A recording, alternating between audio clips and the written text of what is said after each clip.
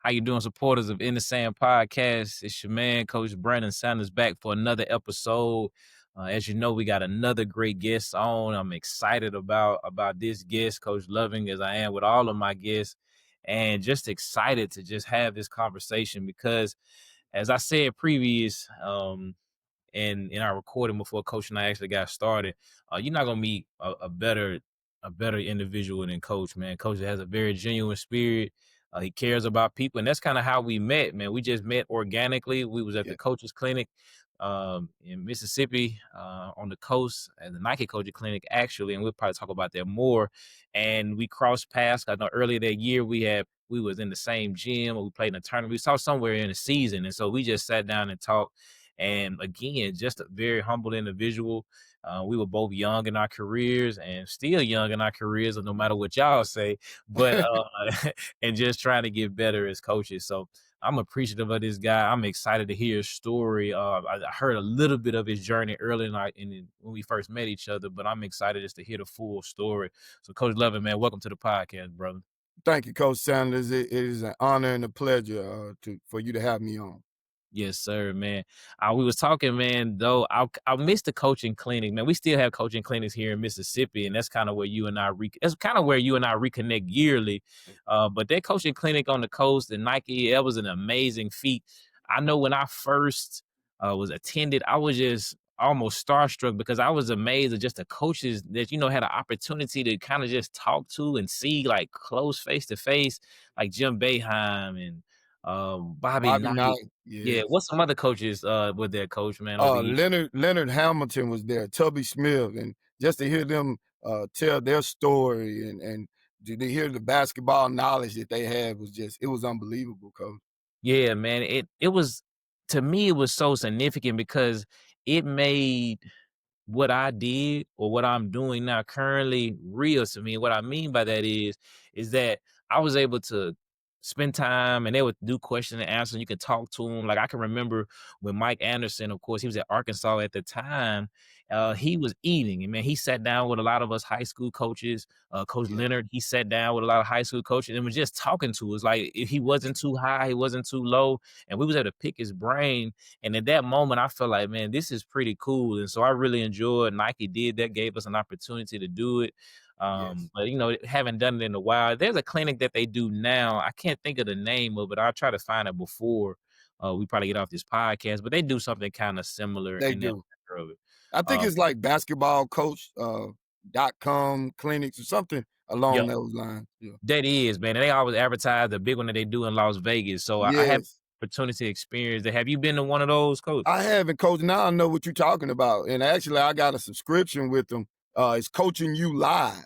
And they have a big one out there with Coach Brendan Sir and some other guys. And they get those college guys and some pro guys in. And, Mhm. Coach, just speaking on that, when we met, we had some of the same characteristics. I looking at you like, man, this is a great man, a man that's starving for knowledge for the game, wanting to get better. At those clinics, you're not going to pick up a whole lot of stuff, but if you could pick up one or two things that you could bring back to your Yep. school, to your team, to help them, it's very beneficial. Yeah, it really is, man. Like you say, the relationships, man, and I'm happy about those.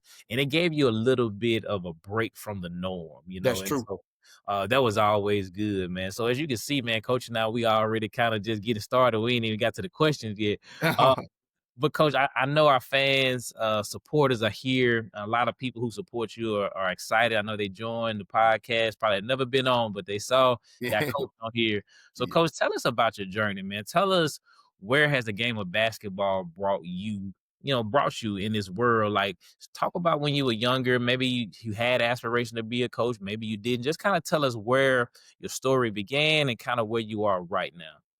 Okay. Well, you're right, coach. I fell in love with basketball at a young age. I remember I'm 43 years old, so I can remember watching those great Celtics teams when I was a little boy with Bird and Ainge and McHale and going up against the Lakers, Showtime, Magic, and just falling in love with the game then, start playing the game. I'm originally from Mobile, Alabama. That's where I was born. and my family moved to Mississippi. Uh, we spent a little time in Vicksburg, and then ended up in Hattiesburg. Um, I grew up, went to school at Oak Grove High, played basketball there, but I didn't get a chance to play on the college level. But I always loved the game. Mhm. Stayed, kind of just around the game. So I went to Southern Miss and got my degree in physical education. So after that happened, got a job at an elementary school here in Hattiesburg, and so to start off my career, I was just an elementary PE teacher. But Right. then, like we talked about earlier, you build relationships with people and as such. And I was able to get on as a volunteer assistant at North Forrest High School. So I was transferred up to North Forrest High School, and learned a lot, man. Learned a lot from you may know Daryl McCoy. He was the boys coach at the time. He did a really good job at North Forest, and the girls coach, veteran coach Mike Pappas. So I Mm. was the assistant for both. So I was learning from two guys. I was eager to learn, and they put me in situations where they allowed me to coach. Coach the JV team, and like I said, I was just a volunteer my first year. My second year, I got on full time there at North Forest. So, Coach, I tell you, man, the Lord works in mysterious ways. After 2 years, I think it was 2014, 2014, 2015 school year, and then the Mm. 2015, 2016 school year, I was an assistant for both. Man, by that third year, they offered me the head coaching job at No Forest with the board. So you know how it is sometimes too. You don't know if you're quite ready, but hey, I went in there. I knew I was gonna make some mistakes, but I wanted to learn on the fly. And Yeah. here I am now as the head coach at Stone High School. Yeah, coach. Yeah, it was amazing to be able to see that about when you got the head coaching job. I'm gonna come right back to that part. I don't want to Okay. forget something before then, but man, that's pretty solid, man. I didn't realize that you from Mobile actually, Yeah. and I know you said Vicksburg. Of course, my mom, people are from Vicksburg, so we might have to chop it up Wow. if we know some of the same people. Oh yeah. But coach, this is something that stood out to me, and I really like this part. You said the volunteer part, and I Yeah. talked about this maybe a podcast before that I don't know if people sometimes, and I was about to say, I don't know if sometimes people know what it takes to be a coach, but volunteering is so important. Um, Yes. like you, I started volunteering. I actually started volunteering at the rec center here Mhm. in Jackson where, Yes. where I grew up. And then I volunteered with my former high school coach. And my first year when I first got on at Murrah High School, and that had to be with fall of '09, my first year I was a volunteer coach. And those are some of the most exciting times Without a because doubt. and I don't know if you knew it, coach, but man, just being on the staff and going to coaching every day, I was excited about that. Like I didn't even care about the money. But then Yeah. the next year when you got paid, you like, man, I should have been getting paid that first year. Yeah. Because you just realize like it's so much time in it, but you're so excited about it. But I said all that to say is that sometimes those who are coming out of college, you want to be a coach, you may have to start off volunteering. Like That's true. don't think you too big for that or too high for that because when you are volunteering, what I didn't know coach probably knew is that they're interviewing you right there. They want to just see what you can do. That's your opportunity to get your foot in the door. And like you said, like coach said, he bumped up so fast, he jumped to the head coach. My Yeah. second year, I became the official coach. So that's an amazing thing. Something else I laughed at when you said that, and people may think this crazy. They were like, he was volunteering for both programs. And I'm excited about always talking about small schools. When you at small schools, you're gonna do a lot of stuff that you probably didn't think you was gonna do. That is true. Probably working with two basketball programs, like you do a lot of stuff because in small schools, obviously a small population, you got a small staff, so Yes, sir. you're asked to do a lot of things from driving a bus to probably coaching sports you probably never coached before, helping out and assisting. So another thing, young coaches, if you go to small school, be prepared to work. But I think it's good though, because when you heard coach, he said he was able to learn a lot from both. And coach, you're exactly right. I left that out. North Forrest is a 2A school, so Mhm. it's a really small school. So um, they had me helping both. And just going back to what you said about the volunteer aspect, when you're volunteering, you're showing a level of humility because, Yeah. like you said, no money is involved. But Mhm. going back to another thing I said, just being hungry to be around the game, be a part of the game. And coach, a funny thing too, I thought that I knew something about coaching basketball when I got up there. But in the heat of the moment, I'm sitting on the bench as an assistant and watching these head coaches work. I was like, wow, man, I got a lot to learn.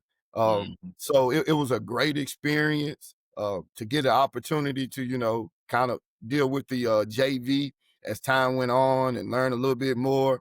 It was awesome. But that key concept, as far as just showing some humility, in the long run, it helped me out.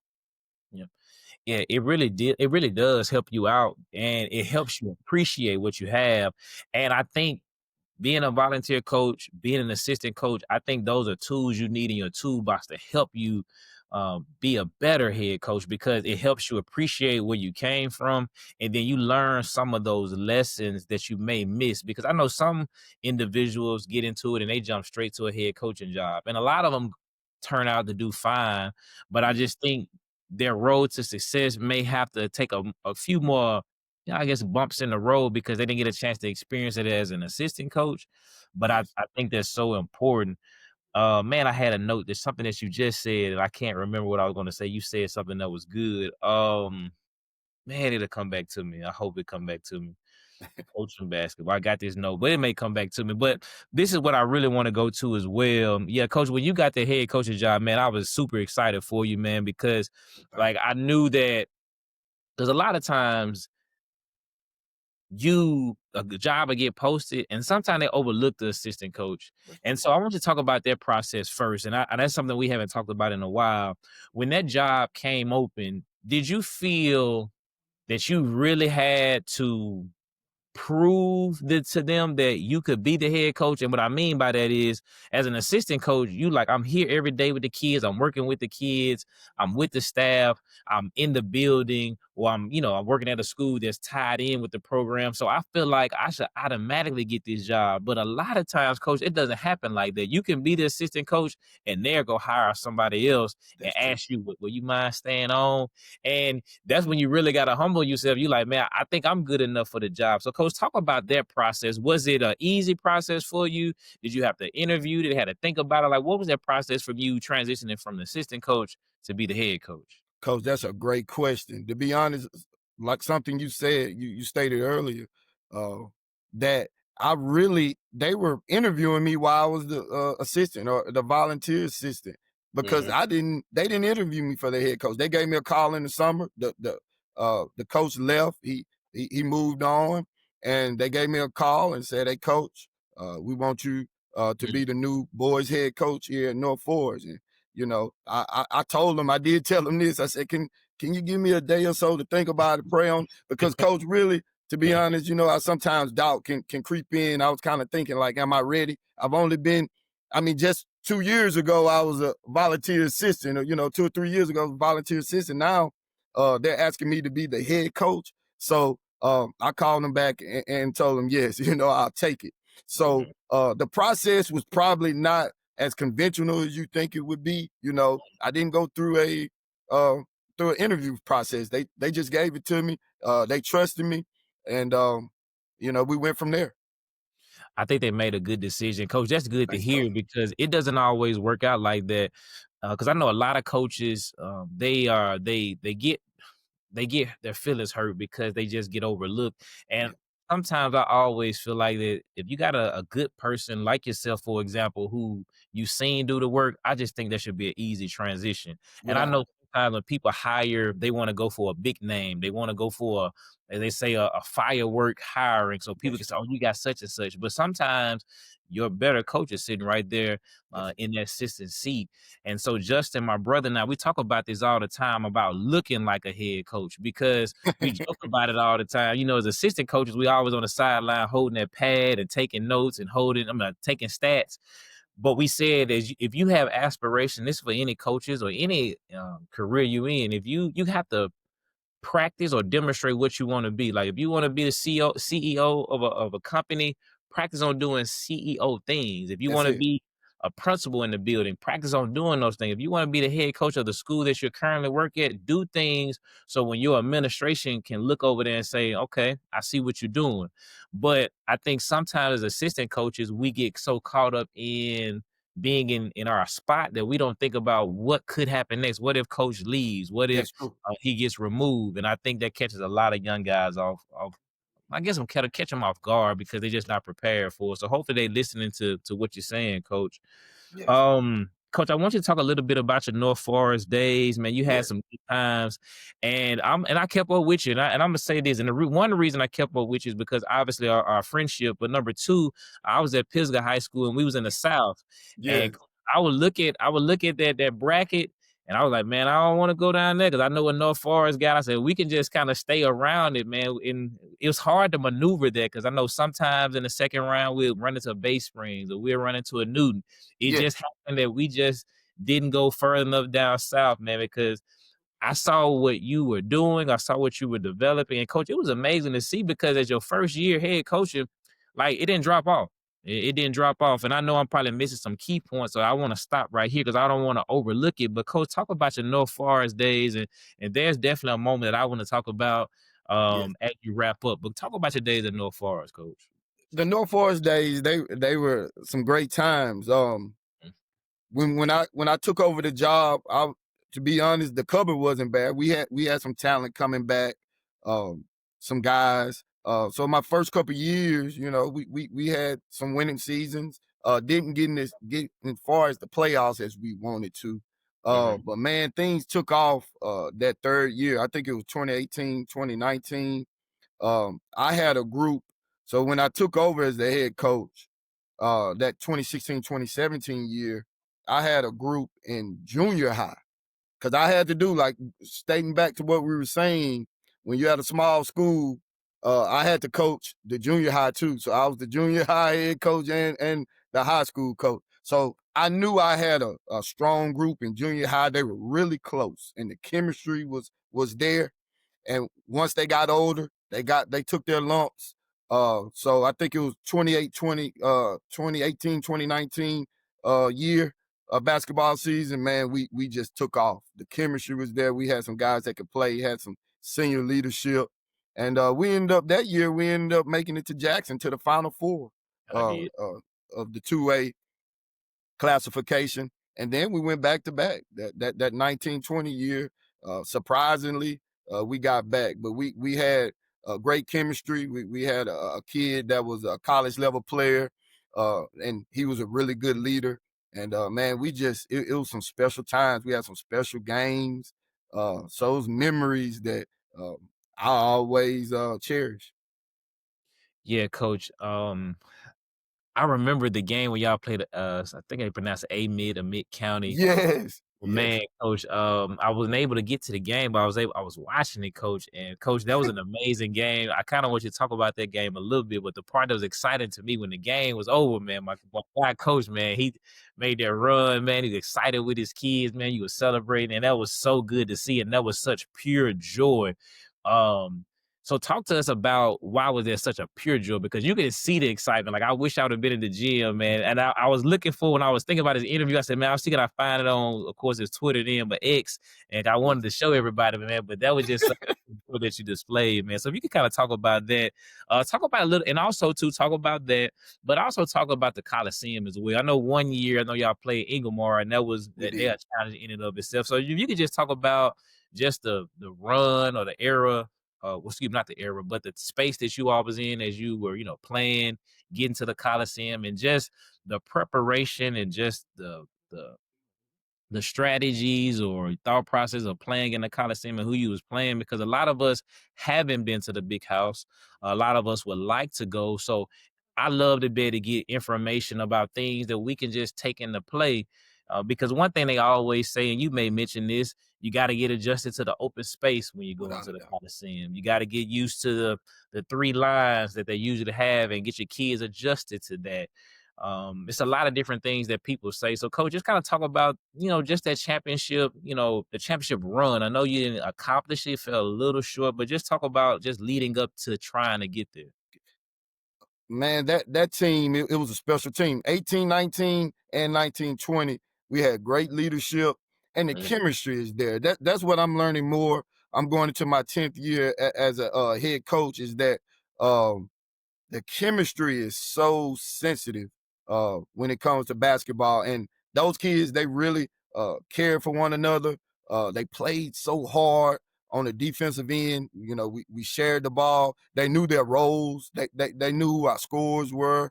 uh, and it was just a great time. And that, you talk about that a mid county game, we actually played at a Pearl River Community College I at did. that venue. And man, it was just a back and forth, a really, really tough game, man. We ended up winning on a buzzer beater. Yep. Uh, so we were in full court pressure, man-to-man pressure. We got a steal. Um, we trapped the first pass, got the steal, anticipated that pass. My guy laid it in, Joe Holloway. And you're right, man. It was just a lot of the passion was there. I'm running around celebrating with the kids. It was unbelievable, man. I'll never forget it. Then right after that, coach, right after that happened, the news put a microphone in my face, and I was out of breath. Couldn't hardly speak. But man, that was awesome time that led us to the Coliseum, and you're exactly right. To try to counter the space, how open the space is at the Coliseum. USM, University of Southern Mississippi, was so gracious to let us practice at Reed Green, and we were trying to get a feel for everything. But to be honest, coach, that I think that was our detriment. We got up there, we just wasn't ourselves offensively because the background, uh, the atmosphere. It was a lot of fans there that they were really into it. So I think it caught my guys off guard a little bit. Both years, to be honest with you, I know that next year we had some of the same guys, but it was still it was still kind of a shock to us. Yep. But it does, coach. It plays a huge role. But just to get there, like you stated, it's an accomplishment in itself to be able to play, in the big house, because a lot of people don't get that opportunity. Yeah, you don't, man. And it's an amazing to be able to see that. Cause who did y'all play both of those years? I know Inglemar was 1 year. Yeah, Was it doing them both years? yeah. Well, no, it was Ingomar the first year, and Okay. then the second year was Cahoma County. And Mm, both of those schools, that's like a home away from home with them. They always up there. they And are. Ingomar, man, to be honest with you, and we had, we prepped for him. I think I was still a young coach. I think it's Coach Jonathan Ashley, man. He does a great job. He had those guys running a flex offense, man, and they were running that good man-to-man defense. And it was. I've talked to some coaches about this. When you get to the big house, you really see, certain styles. Like you knew, okay, that's the flex offense, or on the defensive side, or they running, maybe gap man to man, or they deny one pass away. But you see specific styles when you get to the big house. You're not just free playing up there, so you have to be prepared. Cahoma County was tough too, man. Just a tough team. That uh, they were used to being there, and they played hard for Coach. He's a legendary coach. Also, Coach Moore. Coach Um, Moore. and so, like I said, it didn't work out. I thought, we wished for a better outcome, but uh, look, my guys played hard, just to make it there with what we were up against. Small school, and such kind of limited resources. Just to get there was big time. Coach, you said a lot of good things, man. Styles of play is definitely important. Yes, And that's one thing that I started to notice. Like when you have a good basketball team, you start to feel the itch that we probably can get to the Coliseum. But godly wisdom kicks in and realize, okay, we're doing pretty good in our area. We need to start looking at, like you said, who are the teams that are there occasionally? Not yes, occasionally, sorry. Who are the teams who are there more regular? that's true. And then you have to look at their style of play because the way they play basketball at Ingomar may be different on how we play basketball in our area. That's true. And so one thing that we try to get coaches to do is that you have to go out and play people. And what I mean is people look at it different ways. But I feel like if you know you have a team that can possibly get to the Coliseum, and this is before that season, when you schedule, you have to try to see can you go places that would give you an opportunity to be able to play those different styles. And sometimes it's hard because, like, for example, at that time when you was at North Forrest, you're in South Mississippi, it'd be kind of hard, for you to have to drive North Mississippi. That may be a 5 or 6 hour drive one way for you. Yes. So you have to try to find ways or find some teams that may be similar to that because that makes a difference. Because now if you see it, you're more likely to do it because I just think in different areas of the state, people play a little bit different. I agree. So I think you have to get out and as much as you can, try to branch out and play different things. And I'm glad you said that because we haven't discussed that on this podcast. In either season, styles of play make a difference, and I can co-sign with you on this because when we was at Pisgah and we had a pretty good season. I'm not sure if it's the same season that y'all played Kahoma, but we had a good season. I think we were like 20, ended up being like 21-5, something like that. Oh, that's a great season. Yes. But it was, coach. And I knew that we could be a good team. I didn't know we were gonna be, that good because we pulled a couple upsets in our district. We won the district that year. But the thing that I didn't realize is that I wish I would have known it before what I just said. We ended up playing Kahoma County in the second round. Hmm. And so I'm doing my research about it. Like I know who Kahoma County is and things of that nature.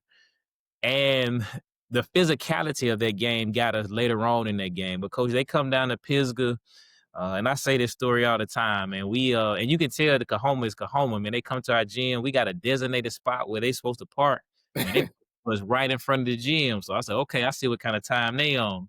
Uh, Right. so coach, they walk in the gym, man. They got security with them. Like you can tell, like this is what they do. And so, but that's a part of the intimidation factor. Like it wasn't disrespectful at all. So I want to make that clear. It wasn't disrespectful at all. It Yeah. was like the champ is here. So the whole time we popping my guys up, and you know anything about like two-way Pisgah, a lot of times people looked at us and like, oh, we can beat them just looking at them, but we try to instill something different in them.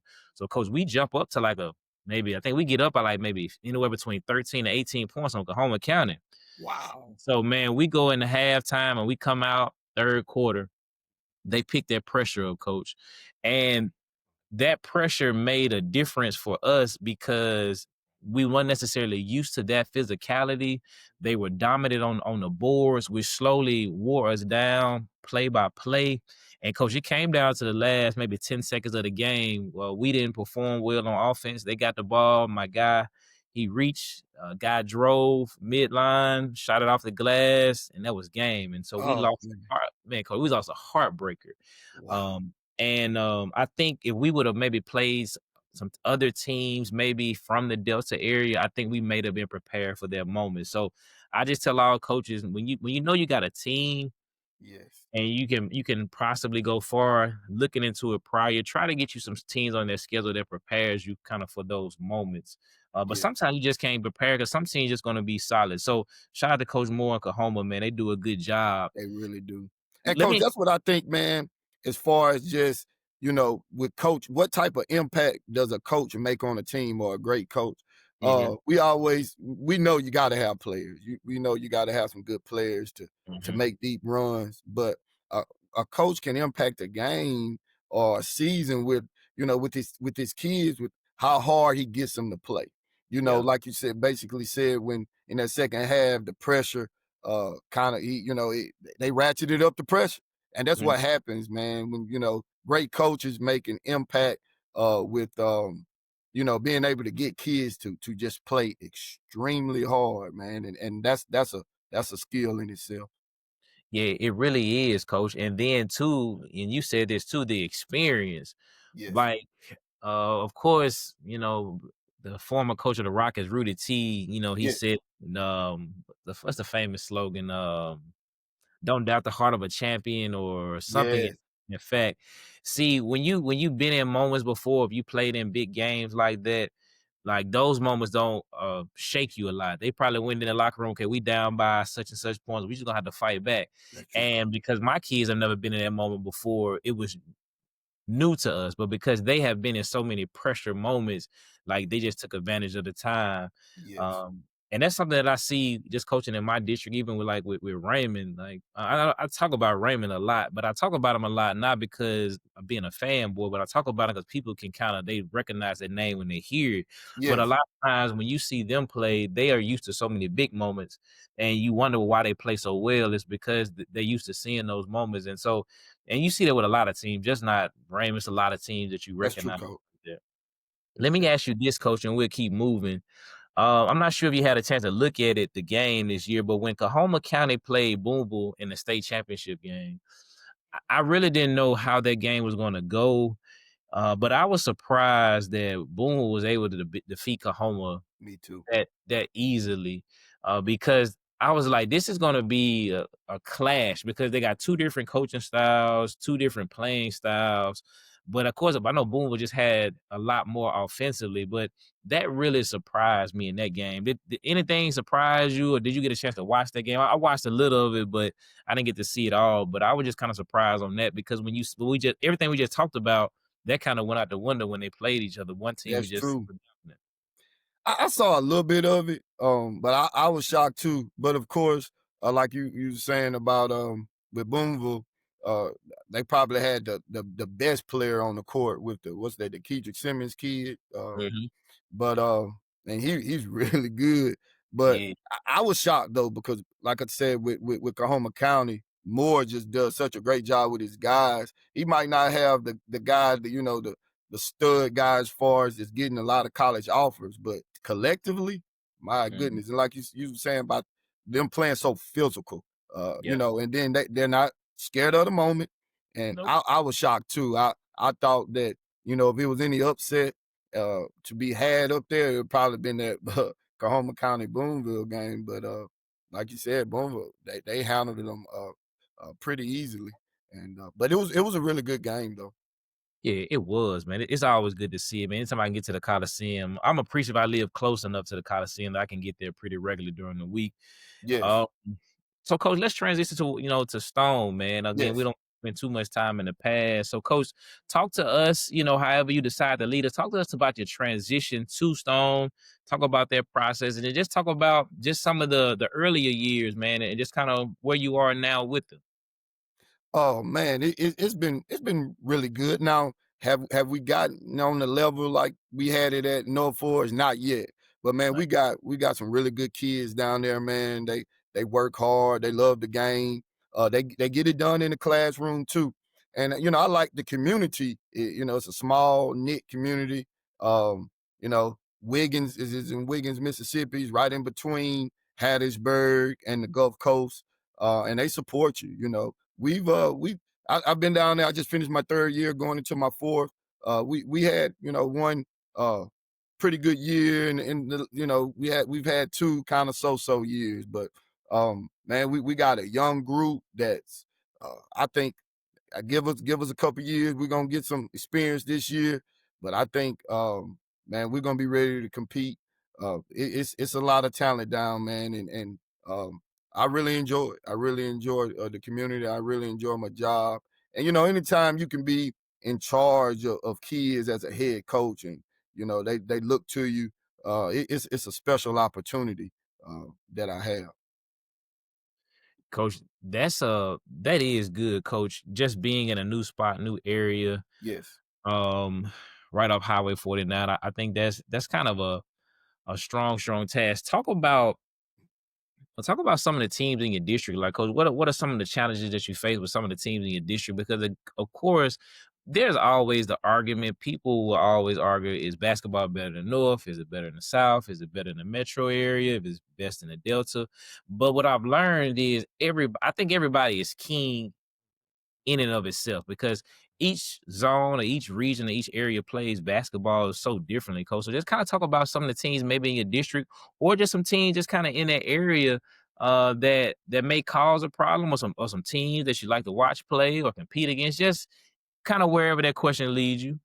Man, that's a great question. When I first got there, my first year there was the 22-23 school year. And man, I took the schedule that was set before me, and it was tough. Like you were saying, we that the basketball on the Gulf Coast is real strong, man. We had to play some solid Gulfport teams and the St. Martins and just some tough teams that's down on the coast. West Harrison, well coached. They have uh really good players down there. So it was tough that first year. We were losing a lot. I think the year before I got there, we lost several seniors. So it was a younger team. So things didn't go as planned as such with that. But man, like you was talking about the district was tough, man. The last couple of years we play in 5A, 5A classification, Mhm. Region 4 5A.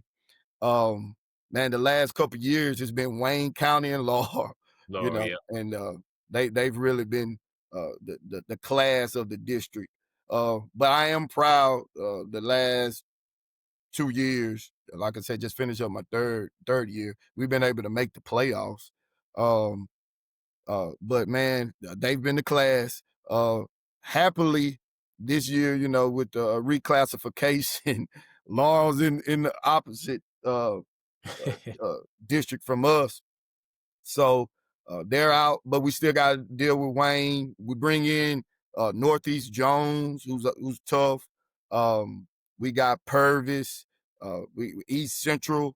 Um, Van Cleve, just all, tough-minded teams that, you're not gonna go in their building and get an easy win, and they're gonna try to come to your place and play you real hard. So a lot of the knock is now that it's not a strong basketball district, but I disagree because we all those teams that I named, they play extremely hard, and you don't have any givens. Yeah, coach, you're absolutely right about, like you say, Laurel, Wayne County made a couple, Coliseum appearances these few years. Yes, I know this past year, Laurel, when they came down to the Coliseum, man, they actually they used our gym to get some shots up, go through some drills, had the opportunity to meet the head coach.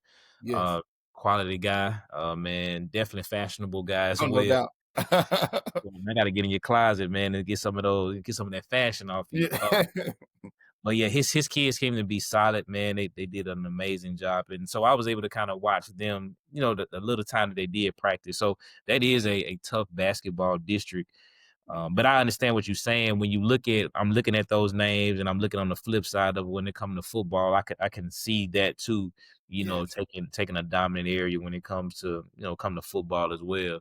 And 5A basketball is tough though. it's tough. I think it's always been tough, but even when you reclassify and move to 7A, I think 5A is just solid. Like 5, 6A, really all classes are really tough. So I'm not gonna say which class is best, but when you got a lot of teams playing at a high level and you kind of know each other and you're familiar with each other, it makes it a challenge. Coach, let me ask you about this then, Coach. We added this question a little bit in this season of the podcast. We talk about rival games, Coach. Mm. Who would be I know you haven't been there long. You're going into year 4. I'm actually going into year 4 at Richmond too, so I didn't know we was aligned in that as well. Oh, yes. But who would be your rival at Stone, and what are some of maybe your early rival moments? Because we talked about it in one podcast, man. Sometimes rival games it comes with a lot. Sometimes the kids are a little too focused about the rival. I know school down south, man. They had such a um, conflict, just for a nice choice of words, and they played a football game with no fans, and they played a football game in the middle of the day. So it just rivals can take you all different ways, man. So Yes, shout out to those two schools that they can get it back together. But coach, anytime you got to have a rival game in the middle of the day with no fans, man, that just show you it's getting heated. that's But true. most people realize this: a lot of times, all of that extra activity usually has nothing to do with the players, the coaches in the game. It's just the atmosphere of the game that sometimes people kind of mess it up. Because talk about rivalries for us, man. Yes, you would think that, Brooklyn, Forest County Agriculture High School would be our rival, but Mm. for whatever reason, we hadn't played yet since I've been there. We Mm, haven't played. You know, Brooklyn is a community that you have to travel through to get to Wiggins, so it's maybe 10 miles down the road. But like I said, we hadn't played yet. We're trying to get that together where we'll hook up and play. But man, since I've been there, and it's been George County. It's only like down Highway 26 is only about 20 miles down the road. And man, they got some athletes. They're gonna be pretty good this upcoming year. And it's always been a ride. We play them twice a year. We play them on the first regular season game of the year, and we play them a little bit. Probably play them again in like December. But man, mhm. it's always back and forth, and they've had some good teams.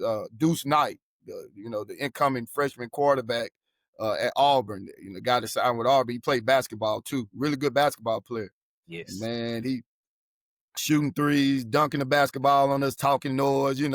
That's a good rivalry. But my guys, they get up for uh, that rivalry game with George County because with Stone County and George, as right next to each other, they have family members Yeah. that live in each county. So that's always a highly contested game with George County. Yeah, George County is a solid team. That's the side we matched up with District on the 4A side, and I was watching that game, and you're right, the guy they had, he was super athletic, man. Yes. And I didn't really know who he was gonna match up with. I know it was gonna be probably either because that district was pretty tough too. They had Lawrence County, Columbia, Greene County. I can't think of other schools right now, but there was a Ye- competitive league, and I Yes. didn't really know who we was gonna match up with. So I can definitely say that you telling the truth about that because Yes. that was some athleticism to another level. Without a doubt. If I'm not mistaken, I think they pressed a lot. They had some type of press. I just remember them. Maybe they didn't press a lot. Maybe it's just that time they were pressed. I remember him getting the ball on the steal and just going on a break and just really, Yeah, they do man. a lot of things. They trap uh in the half court. They don't extend the defensive pressure a lot, Okay. but man, they're really athletic. We played them this summer at Perry Central High School, Yeah. and like I said, they look to be pretty good this upcoming year. Man, I'm glad you brought up the summer because I actually forgot that in my notes. Coach, how was your summer this summer? I know that's important as Yes. summer is people look at it differently. I know in our coaches group, everybody looked at summer, had a comment about summer. Some people That was don't believe. very interesting. Yeah, some people, and you could definitely talk about that too. Some people don't believe in playing in the summer. Some people focus on skill development. Some people, had their opinion here and there. So, Coach, how was your summer? How do you approach the summer? And maybe even talk about some of the things that were talked about in our coaches group about how they approach the summer. Well, man, early on in my coaching career, I wanted to win, those summer games. I wanted to win everything when it came to summer. But man, now that I've gotten older uh, and understand the process of different things, man, the summer is really about development. You might have some guys, some young guys that you need to develop that you're going to be leaning on, or you think they could be a key cog into what you're doing in the regular season. They need time. You need to let them go out there and throw them out there, let them make mistakes. So that's where my mindset has shifted towards that. This summer was pretty good for us, man, as far as just seeing some young guys develop. We played.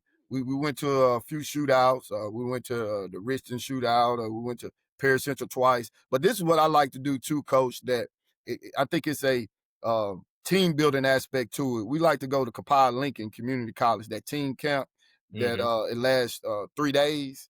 And Yeah. man, let the guys get away from Wiggins. We go bunker down together and and play some basketball, kind of get to know each other a little better. So I think we progress with that. So overall, I think we had a pretty good summer.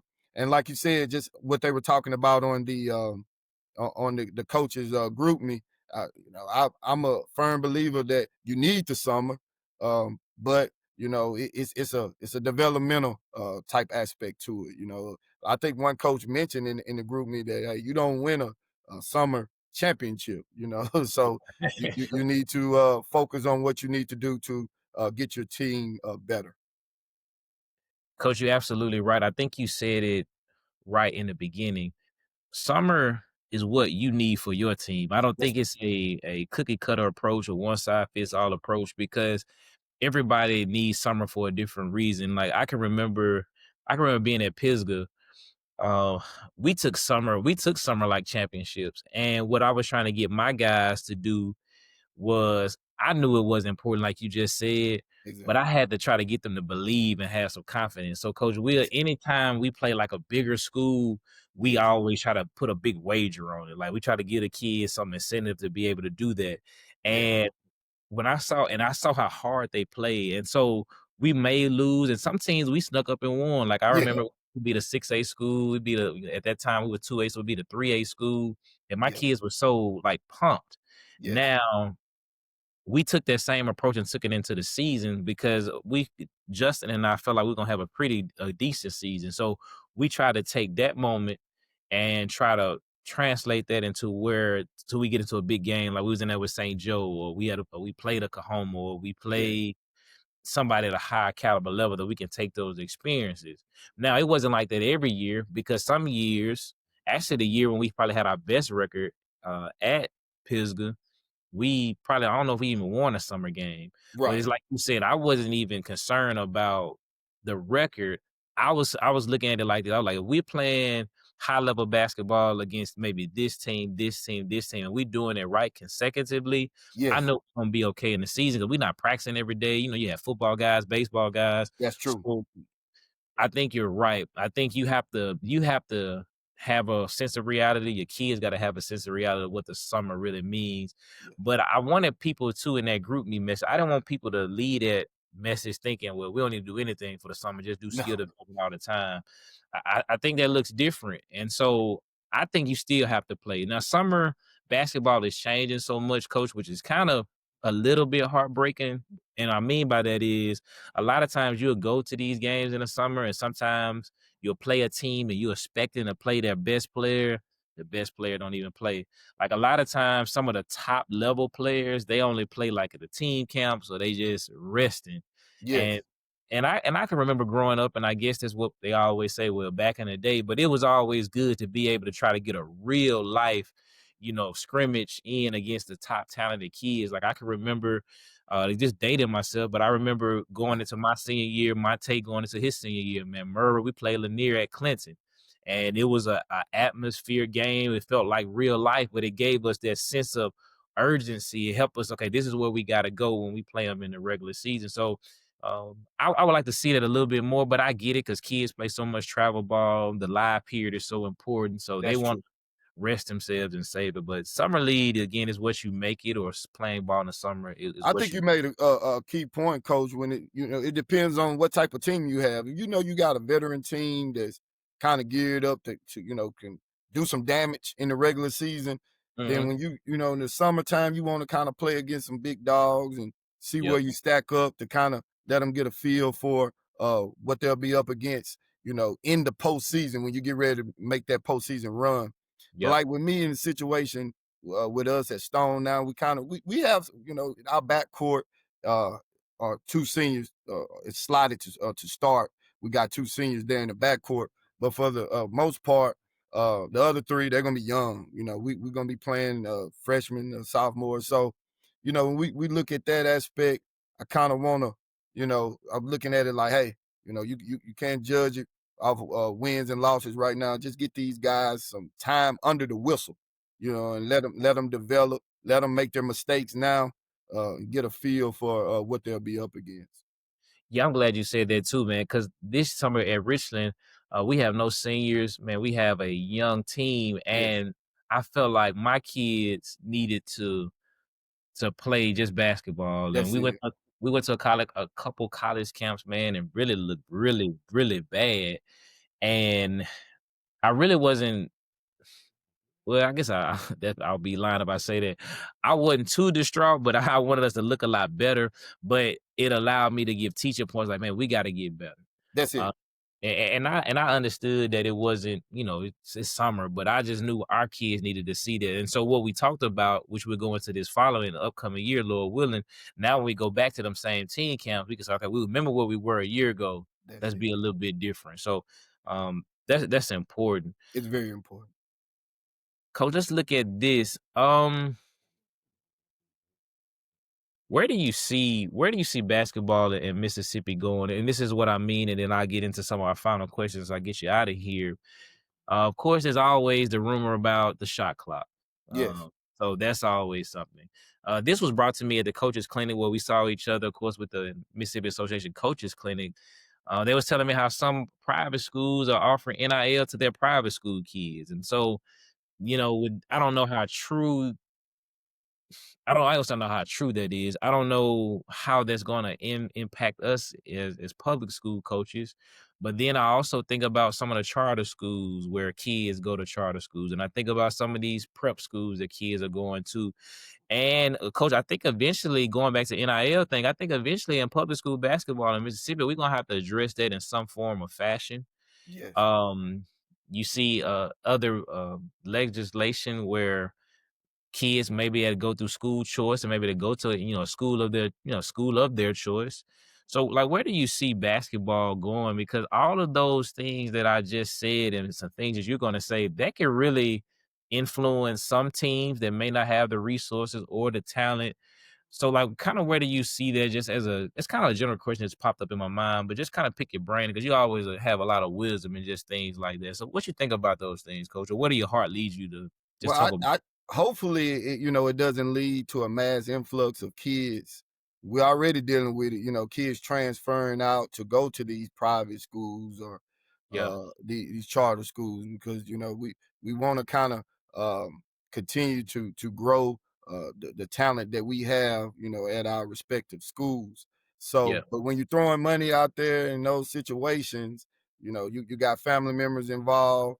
It's very intriguing. And we understand we all like money, but in some situations, that just to leave for that for money purposes or other things concerning NIL. That's uh, I can see it being a problem, But hopefully, like you said, the state MHSA, we could do some things to kind of curb that before it happens. But Yeah. coach, just another little side note with that because as basketball, as well as I do, and it's something that down in Stone that I understand but we still want to be successful.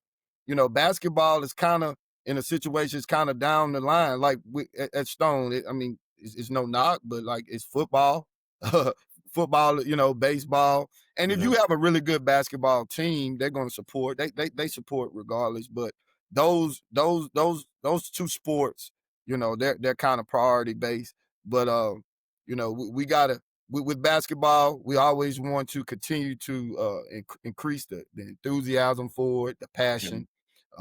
That's why we have summer camps for kids uh, That's to good. try to get them more involved in basketball.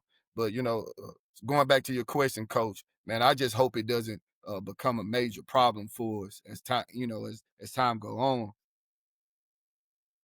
Coach, I agree because we know other states are doing I don't have the numbers in front of me. I think the last I heard was like 7 states doing it. So you Yes, said it right. I hope there's some forward thinking people that's thinking about it because I think eventually we're gonna have to face it, in some form or fashion. Because when you think about it, when I was talking to Coach Shields on the last podcast, he was just talking about how JUCO basketball has changed. yes, Before NIL and before the transfer portal, you could get a kid that may have played at a Power Five school, and it yes, didn't work out. They would automatically come to JUCO because they didn't have to sit out. But now that Power Five kid now, instead of going to JUCO, he goes to mid major. So now JUCOs have had to reshuffle or do things differently on how they had to do it. So I just think at the high school level, we have to start forward thinking about how we're going to do this because we don't want to be on the last end. Now we're scrambling trying to figure it out because you said it perfectly, coach. If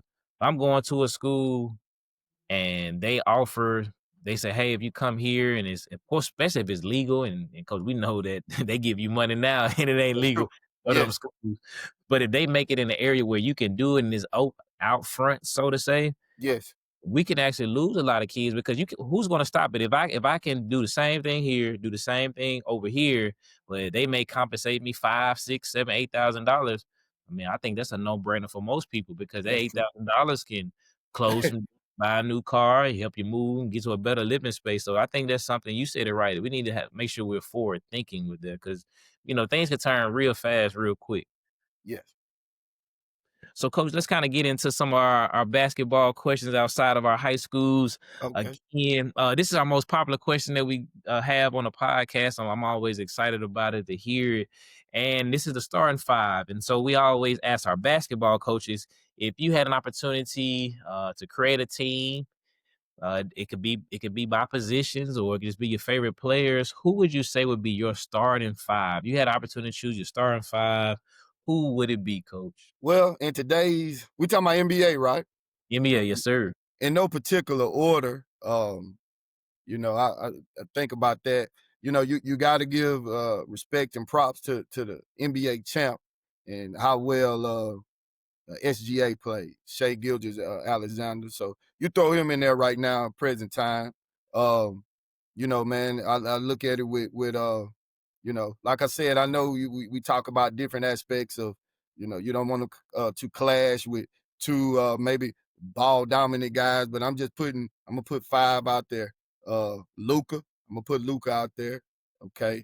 Yeah, it might be a smaller lineup too, but we got SGA, we got Luca, we got Curry. Okay, I put him in there. I put Giannis in there, and man, give the old guy. I know he going in on his 21st season, but we'll give LeBron James some respect too. We put respect with him too on his name. So we put LeBron in there. Okay, I like it, Coach. Coach got his Coach. I like how Coach did it. Coach did almost something that's kind of current. I know some guys do all old school. Coach did Yeah. a combination of some of these guys. And to be honest, I like this list, man. SGA, Luca, Curry, of course, Giannis and LeBron James. And you said it right, Coach. It's amazing to see what LeBron has done. I Yes. know a lot of people feel some type of way about LeBron either way. I just Yes. think I try to take the personal stuff out of it and just judge a man or a woman by their body of work. Because you can't go wrong with that lineup. I really hope some of our kids kind of look at how SGA plays. I think it's important because he shows that you can shoot the 3-point basketball, but you can also finish at the rim. You can choose the Yes. mid-range shot, and that's no knock to any other player in the NBA. What I just said that because I know most high school coach listens to this, and it's something they can kind of make emphasis to their players. Like SGA is probably more of a I'm trying to say it's the right way to understand. I guess what I'm saying is like Curry, he's strong for shooting threes. Like we all don't have Steph Currys on our team, and most Exactly. NBA teams don't have Steph Curry. And I'm not saying most of us have SGAs, but there's some similarities about we trying to teach our kids to finish at the rim. We try to Yes. tell our kids to be efficient or shoot what's given to you. And so I hope that they kind of see those things because a lot of them want to be like Luca. A lot of them want to be like Steph, and there's nothing wrong with that, but that takes work. Heck, when we grew up, we wanted to be like Mike. Yes.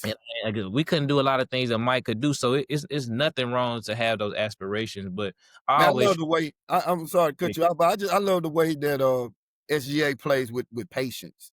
He's yes. so patient, and you use a key word. He's efficient. He knows his spots on the court. Yep. He can get to the mid range, make shots. And one thing I know they were giving his opponents were giving him a tough time about, well, how frequently he gets fouled. Yeah. But that's a skill and an art in itself. He's able to get to the line, and as well as I do, all elite scorers can get to that free throw line and make a high percentage of those free throws. And Yeah. that's how he kind of, generates points too. But his patience, you know, uh, his effectiveness and how efficient he is at getting into his spots. And when he gets there, he shoots a really high percentage. So he's fun to watch. Really smart basketball player. Yeah, he really is, man, and I know the Clippers gotta hate that they, let him but Yeah. that's kinda life though, man. It's kinda what are you doing for me currently right now? And at that time, he was SGA, but he wasn't MVP SGA. And at the time, of course, Paul George was a little bit more established than he was, That's you know, true. at that time. So it just it's kinda with it. With that coach, man, the NBA West, man, is just it's interesting to see what the NBA gonna look like. There's a lot of good basketball teams out there. It's gonna be in the Yes. West. I'm interested to be able to see that. Me too. Who's your I don't know if you have a favorite NBA I, team, of I course. do. All right, My who you favorite take? team, man, and I kinda wanted to think about throwing my guy in there. He's young, Yeah, uh, still trying to establish himself, but I'm a Spurs fan. So I was Spurs gonna fan? throw Wemby in there, but, man, I love the Spurs. And what they did in the draft and, some of the acquisitions they made this summer, I'm excited to see how that looks, man, with, that, Dylan Harper. Man, he looks like he's ready to play immediately. Then Yeah, you pair him with, Castle, the reigning rookie of the year with Wemby and some other key guys around him. De'Aaron Fox, don't let me yeah, forget about Fox. yeah, Um, one of the fastest, quickest players, point guards in the league. So I'm yes, excited for my Spurs. We back on the rise. Even though we lost Pop, uh, yeah. Pop decided to retire because of the health issues. But hey, I'm excited to see how they look this season. Man, that is a good team, man. It felt like the Spurs were gonna just sink, man, but they are right back up there. So it's good. Yes. It's a good organization. Of course, I'm a New Orleans Pelicans fan. We have made some pretty Okay. solid moves. If we could just stay healthy, Yes. and move forward. So I know now, man, when the Spurs play the Pelicans, man, I'm gonna have to shoot you a text when we win, man. Oh, most definitely. I hear you, coach. Coach, it was a great interview, man. Yes, Again, man, I enjoyed it, coach. because I enjoy talking to you always, man, and it's always a good thing. Like Yes, what y'all see on camera is what you see when Coach and I get together. most definitely. Coach, of course, we coming to the last segment. I know some people are new to the podcast, so I always say this, but the last segment is titled "The Last Shot," and what that means is we give our guests the opportunity to be able to close the show, and they can close it different ways. Every coach does it differently. It could be a shout out. It could be just a motivational speech. It could be more knowledge they want to leave us. So there's no right or wrong way to do it. So Coach Loving, man, take the last shot. Man, I just want to just a little advice to the younger coaches, man. Just continue to try to learn as much as you can Mm, about the game. This not really just the younger coaches, to the older coaches too, man. Continue your passion for the game of basketball. Continue to be a lifelong learner, and but most importantly, continue to try to build relationships with these young kids that we're in charge of.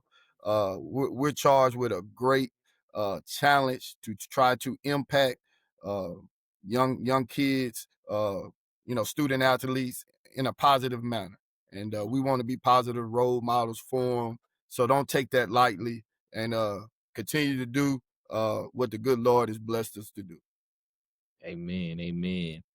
Man, that's a good word, man, and Imma add to it, and I did this last podcast, but I forgot it, but I'm not gonna leave it out, so it won't be quite the last shot, but coach, I left this part out, can't leave it out. Coach, talk to us a little bit because I know people are here to support you, man. Coach, just kinda maybe shout out a few of your family members, man. I'm not sure if you got a coaching staff because I know how that kinda works, man. Maybe some other people that I probably should have asked first, so I guess it's the overtime last shot, coach, but Yeah, most in the definitely. Hey, just I want to say a big thank you to my wife, Teresa Loving. Man, we've been married 13 years, and she's always been by my side, man. Especially it's tough being a coach's wife. A lot of time I got two kids, Blake and Grant. I got two boys, and she has to be there with them when I'm on, during basketball season when I'm gone a lot. yeah. So, man, just thank you to her and to my sons, man. They starting to get an itch for the game of basketball, so I'm excited to see how they progress. So yes, I just want to give a shout out to my family. Man, that's cool. That's amazing, man, and couldn't do it without him, man. And that's something else too. I'm gonna add to what Coach said, especially to our younger coaches. When you're looking for a significant other, Yes. and we always tell like I told my wife the same thing. I was like, do you know what's expected? And I think they all I think women say it. I think they may be afraid. I'm joking when I say this, but I think they're afraid if they say, well, no, I don't think I can do it. He might leave me. So I think most women be like, yeah, I can do it.